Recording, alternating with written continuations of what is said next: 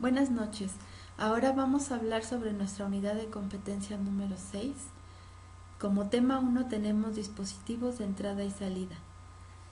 Una de las principales funciones de un sistema operativo es controlar los dispositivos de entrada y salida de una computadora.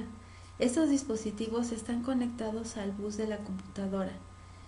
Transfiere datos desde un mecanismo como un teclado, un ratón o una pantalla táctil al registro de la CPU, en donde el CPU puede almacenar los datos en la memoria primaria y esta obtiene datos de la memoria y se coloca en los registros. Después escribe los datos en el bus hacia el dispositivo de salida, como por ejemplo una pantalla, una impresora o un altavoz. Los dispositivos de comunicación son dispositivos de entrada y salida que transmiten información a otro lugar, por ejemplo, los puntos serie y paralelo, los receptores, emisores infrarrojos, la tarjeta de red inalámbrica o la tarjeta de red normal son dispositivos de comunicación. También se pueden ver los dispositivos de almacenamiento como de entrada y salida. La operación de entrada produce que los datos se muevan del dispositivo de almacenamiento como un disco magnético y óptico hacia los registros del CPU y después a la memoria primaria. La operación de salida mueve datos de la memoria primaria al dispositivo de almacenamiento. Los dispositivos de entrada y salida se dividen en dos categorías: dispositivos por bloques, que almacenan la información de tamaño fijo, cada uno con su propia dirección, que van desde los 512 bytes hasta los 37.768 bytes. Un dispositivo por bloques puede leer o escribir cada bloque con independencia de los demás. Y los dispositivos por caracteres. Un dispositivo de este tipo suministra o acepta una corriente de caracteres sin contemplar ninguna estructura de bloques. No es direccionable y no tiene una operación de búsqueda. Las impresoras, las interfaces de red, los ratones y casi todos los demás dispositivos que no se parecen a los discos pueden considerarse dispositivos por caracteres. Ahora vamos con nuestro tema 2, que son los controladores de dispositivos. Los dispositivos de entrada y salida son dispositivos mecánicos. A los dispositivos electrónicos se les conoce como controlador de dispositivo o adaptador. La tarjeta controladora casi siempre tiene un conector en el que pueden insertarse cables que conducen a un dispositivo. Muchos controladores pueden manejar 2 o 4, incluso 8 dispositivos idénticos. La función del controlador consiste en convertir un flujo de bits a un bloque de bytes, así como las acciones de corrección de errores necesarias. Primero se arma el bloque de bytes bit por bit en un buffer. Dentro del controlador se calcula la suma de verificación y una vez cotejada su suma de verificación y que se le declara libre de errores, el bloque puede copiarse a la memoria principal. Un controlador tiene cuantos registros que sirven para la comunicación del CPU. La asignación de direcciones de entrada-salida a los dispositivos se realiza mediante lógica de decodificación del bus asociado al controlador. Algunos controladores están alambrados físicamente en la tarjeta matriz del sistema, controlador del teclado de una PC IBM, en el caso del controlador que se enchufa en el plano posterior. A veces pueden verse interruptores o puentes. Como tema 3 tenemos acceso directo a la memoria o DMA. Puesto que la mayoría de datos que maneja el ordenador están antes o después de la memoria RAM, los intercambios entre esta y el resto de los elementos son muy frecuentes.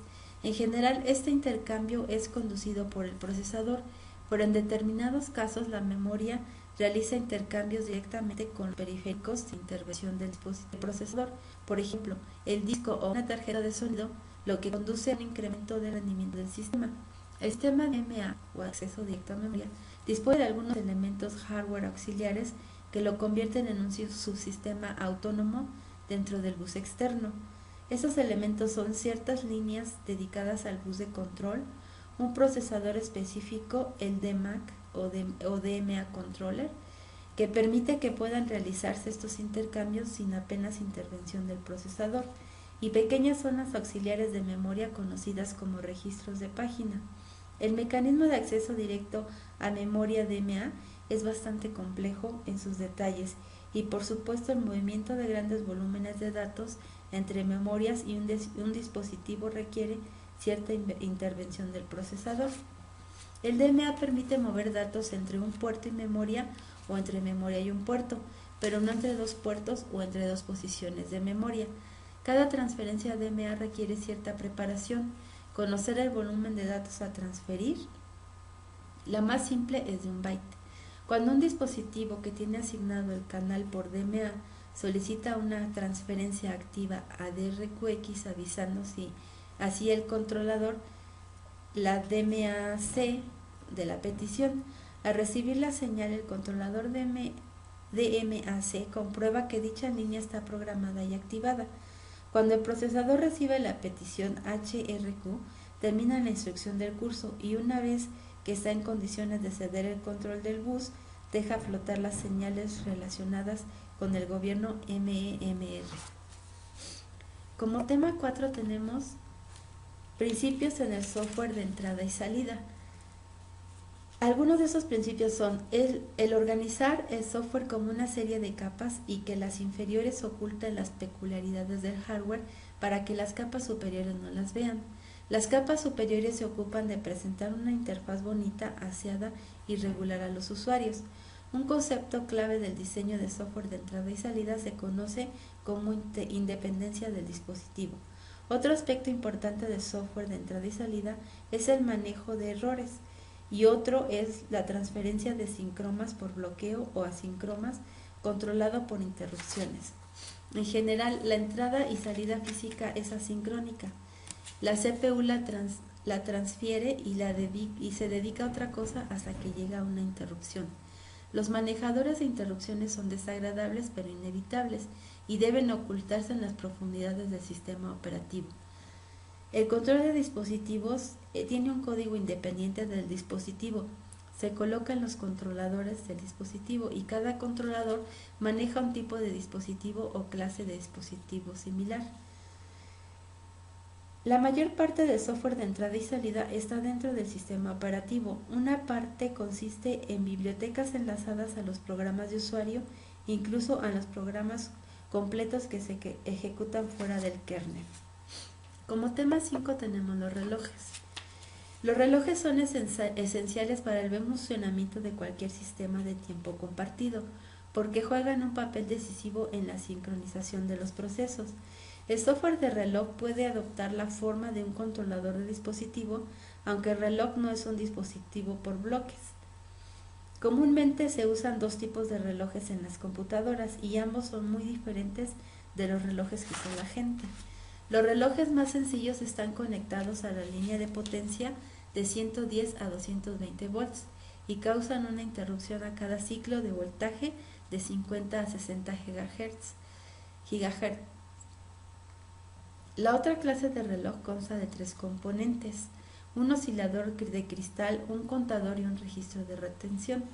Toda computadora incluye al menos un circuito de este tipo, el cual proporciona una señal de sincronización a los diferentes circuitos. Existen también relojes programables, que tienen varios modos de operación. Cuando se inicia el reloj, este copia el valor de registro de retención en el contador y luego decrementa el contador a cada pulso del cristal. Una de las funciones del reloj es mantener la hora del día, evitar que los procesos se ejecuten durante más tiempo, contabilizar la utilización del CPU, manejar la llamada del sistema alarm, proveer temporizadores de vigilancia y preparar perfiles y vigilar y recabar los datos. Ahora vamos a ver la unidad de competencia 7, que son los núcleos o conocidos como kernels. El núcleo es la parte del sistema operativo que se ejecuta como software fiable en modo supervisor. El núcleo incrementa los mecanismos básicos que garantizan la operación segura del sistema operativo completo. Este también es conocido como kernel y es la parte fundamental de un sistema operativo. Es el software responsable de facilitar a los distintos programas accesos seguros al hardware de la computadora, o en forma básica es el encargado de gestionar recursos a través de servicios de llamada al sistema.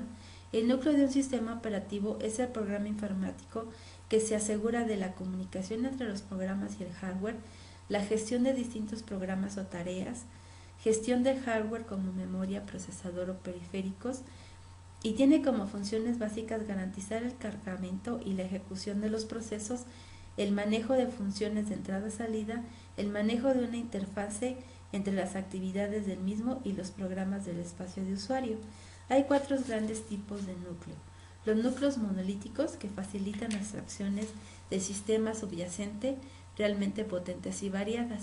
Las organizaciones monolíticas precisan la menor tarea de análisis. El núcleo MS2 era un núcleo monolítico. El núcleo Unix es el núcleo tradicional que está implementado como único módulo lógico. Los micronúcleos kernel proporcionan un pequeño conjunto de abstracciones simples del hardware y usan las asociaciones llamadas servidores para ofrecer mayor funcionalidad. Los núcleos híbridos o micronúcleos son muy parecidos a los micronúcleos puros, excepto que incluyen un código adicional en el espacio del núcleo para que se ejecute más rápidamente. Los hexanúcleos no facilitan ninguna abstracción, pero permiten el uso de bibliotecas que proporcionan mayor funcionalidad gracias al acceso directo y casi directo del hardware. Muchísimas gracias por su atención y espero que quede completo este tema. Gracias.